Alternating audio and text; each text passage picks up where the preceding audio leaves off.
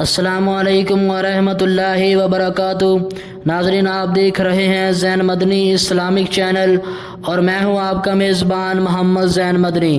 ناظرین، جیسا کہ آپ کو معلوم ہے کہ ہم ریاض الصالحین ریکارڈ کر رہے ہیں۔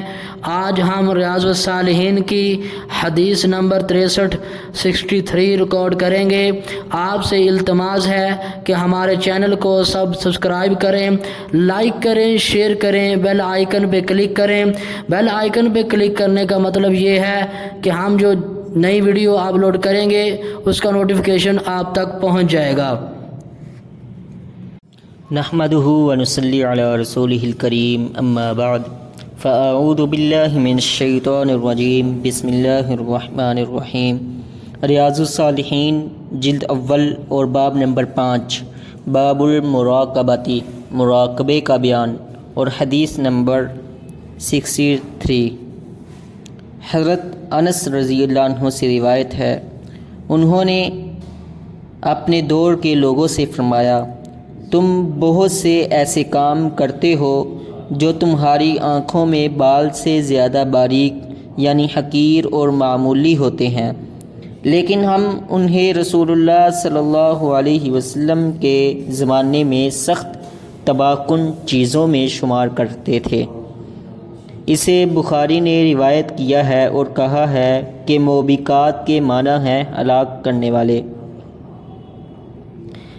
اس حدیث کے فوائد و مسائل اخذ کرتے ہوئے حافظ صلاح الدین یوسف صاحب نے اس حدیث کا پہلا مسئلہ یہ اخذ کیا ہے کہ اللہ کا خوف دلوں میں جتنا زیادہ ہوتا ہے اتنا ہی انسان اللہ کی نافرمانی سے ڈرتا ہے۔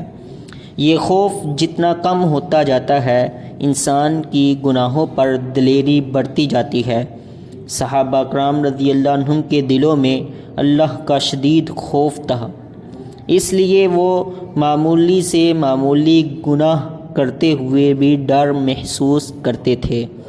عہد رسالت کے بعد کے ساتھ ساتھ یہ خوف بتدریج کم ہوتا گیا، حتیٰ کہ سخت تباہ کن گناہ بھی لوگوں کی نظروں میں حقیر معلوم ہونے لگے۔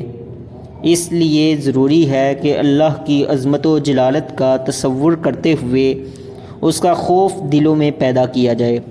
دوسرا مسئلہ یہ اخذ کیا کہ انسان کے مومن ہونے کی نشانی ایک حدیث میں یہ بتائی گئی ہے کہ اس کو نیکی کر کے اطمینان ہو اور وہ خوشی محسوس کرے، اور گناہ ہو جائے تو اسے برا لگے اور وہ ندامت محسوس کرے۔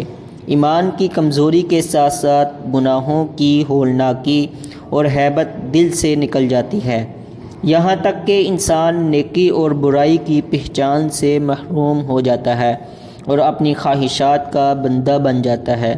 اس لیے گناہ معمولی ہی کیوں نہ ہو فوراً اس سے توبہ کر لینی چاہیے۔ تیسرا مسئلہ یہ اخذ کیا کہ عبادہ بن قرط کی روایت کے آخر میں ابن سیرین رحمہ اللہ کا یہ فرمان بھی ہے کہ شلوار یا چادر وغیرہ ٹخنوں سے نیچے لٹکانا بھی میرے خیال میں انہی گناہوں میں سے ہے۔ وما توفیقی الا باللہ۔